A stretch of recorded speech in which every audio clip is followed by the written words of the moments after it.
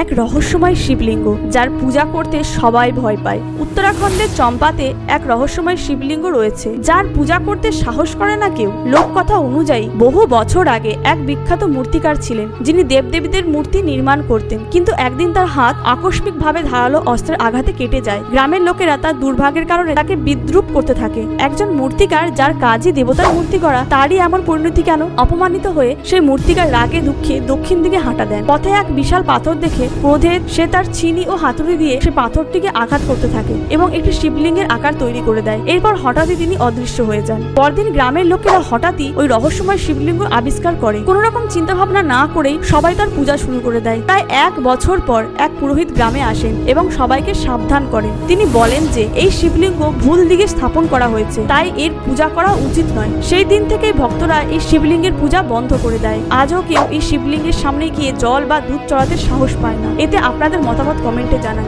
ভিডিওটি ভালো লাগলে একটি লাইক এবং চ্যানেলটিকে সাবস্ক্রাইব করতে ভুলবেন না। হর হর মহাদেব।